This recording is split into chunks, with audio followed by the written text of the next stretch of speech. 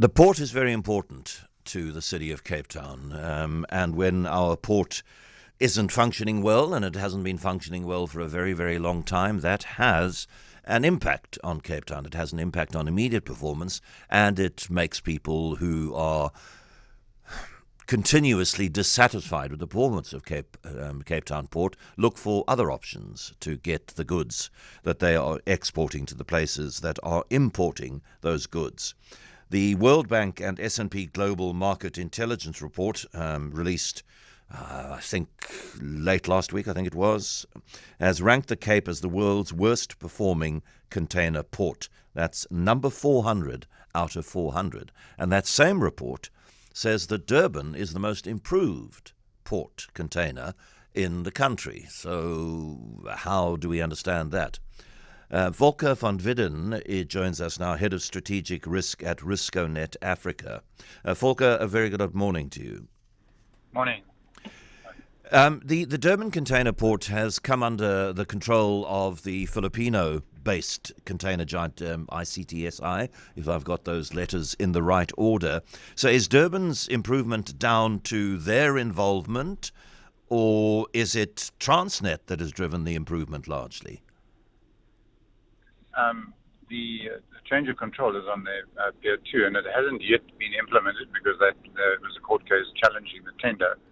But they have got the plans to, restructure and put in new equipment over the next 2 years. So that's not an immediate benefit. What did happen in Durban is Transnet put in more temporary cranes and started fixing the cranes that are there. So that improved the capacity in Durban. As simple as that? Yeah, look, it does. That is a summary. A port operation, if I may, has 4 or 5 key things. You have to get the ships into the harbor. The ships are then docked. You then offload the ships. You then stack the containers immediately.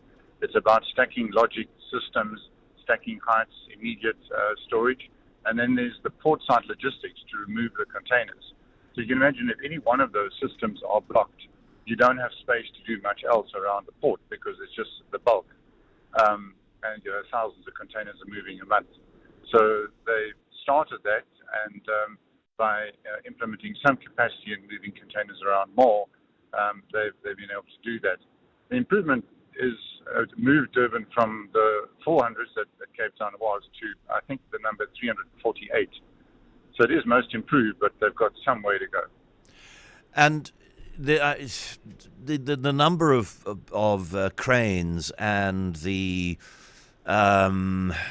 what would be the right word, the degree of efficiency with which they work, which is a lot of words, that is something that could be improved in Cape Town. How much does the Southeaster, because increasingly I've heard that as, if not an excuse, but as a partial explanation for why Cape Town's container port doesn't work as efficiently as exporters and importers would like it to work?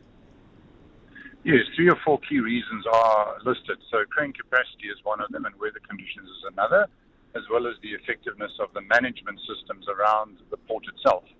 And these are not, if I can put it, rocket science issues. So Cape Town's not the only port that has high wind. And there are a couple of ways of handling cargo. So I think the issue is really how do we get best practice to come in. Cape Town has serviced about 1 million TEUs, that's 20-foot containers, a year for the last 10 years. Similarly, Durban has also only done that, but on 2 million units a year. So what is, the issue is how does one significantly and strategically change that capacity? And if one compares that to well-functioning ports around the world, these problems are solvable.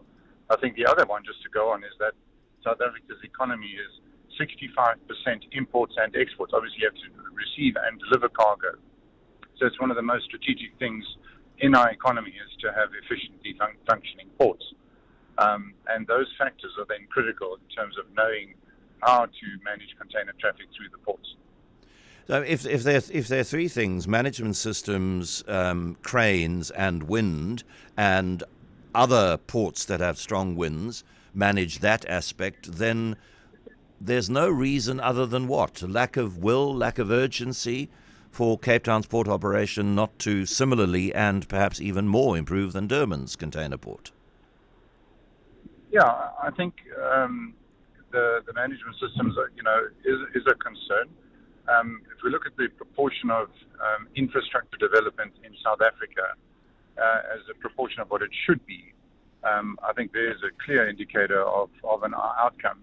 So had we been continuing to invest in the right infrastructure, which includes smart systems, cranes that can operate at higher wind speeds, or tethering systems that restrain containers even if they're blowing in the wind, there are lots of practical solutions for this. And I'm not the guy, specifying this, but they are there.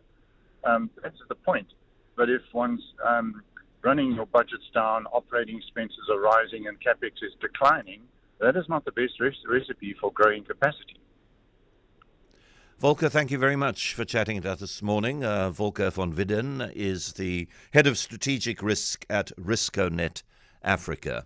So again, we're confronted with a situation where something doesn't work, and the path to make it work is reasonably obvious and not akin to the difficulty of landing somebody on Mars. So why do we not get it right?